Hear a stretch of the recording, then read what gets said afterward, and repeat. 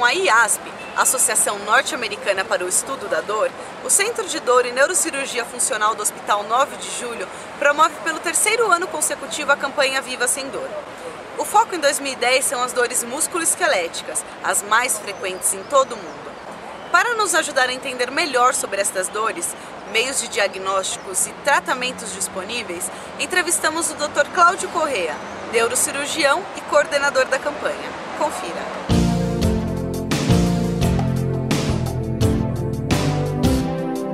Dor músculo-esquelética envolve o sistema muscular, tendões, que é onde o músculo é fixado, por exemplo, no osso, e envolve todo o esqueleto. Então, cartilagens, periósteo, que é o envoltório do osso, e o osso propriamente dito.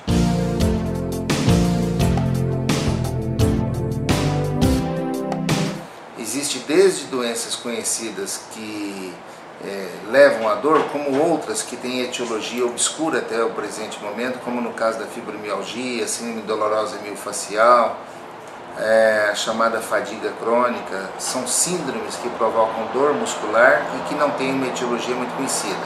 Por outro lado, se a pessoa tem um desvio, vamos supor, no eixo da coluna vertebral e tem sobrecarga de um lado em relação ao outro lado, isso vai acarretar uma contratura muscular, isso pode gerar muita dor, e essa contratura leva, às vezes, se não for corrigida, esse desvio da coluna, ou da bacia, ou da altura, que às vezes um membro é mais alto, tem maior dimensão do que o outro, então isso gera desequilíbrio. Se esse desequilíbrio não é corrigido, essa dor pode além de perpetuar, ela pode aumentar a extensão. Às vezes começa na lombar, depois para a região dorsal, vai cervical, membro superior, inferior e assim por diante. Posturas inadequadas, né? Ou então questão de ergonomia. A pessoa que trabalha às vezes horas numa mesa inadequada, trabalhando com computador, então isso pode, a médio e longo prazo, trazer esse desequilíbrio de grupos musculares, musculatura agonista, antagonista, pode trazer alteração.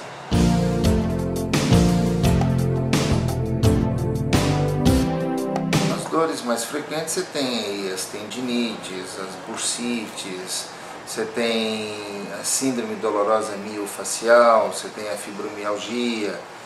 Essas doenças todas, algumas neuropatias, porque se você tem, por exemplo, na coluna vertebral, uma alteração do disco, que nesta alteração, por exemplo, esse disco que existe entre uma vértebra e outra, se ele rompe o anel fibroso e vem para trás, você vê que aqui tem a raiz.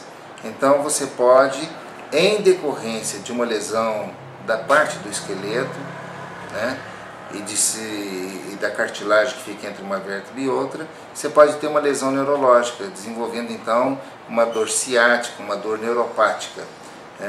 Então, a etiologia é um pouco variável, às vezes começa de uma forma e evolui para outras formas de dor em associação à primeira, que foi o fator desencadeante inicial.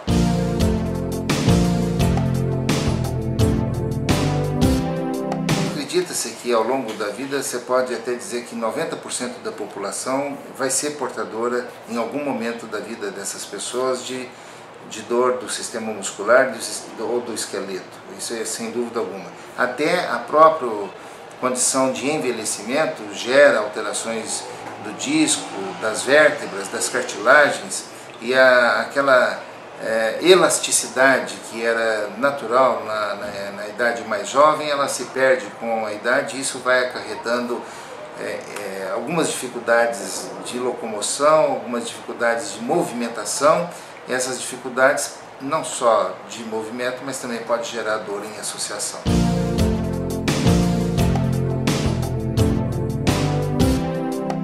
Primeiro, a anamnese, que é a informação que o paciente passa ao profissional do que ele está apresentando, onde o médico vai ter uma ideia se é do sistema muscular, se é do sistema esquelético, se é do sistema que conecta os dois, que são os tendões, por exemplo, dos músculos inseridos nos ossos.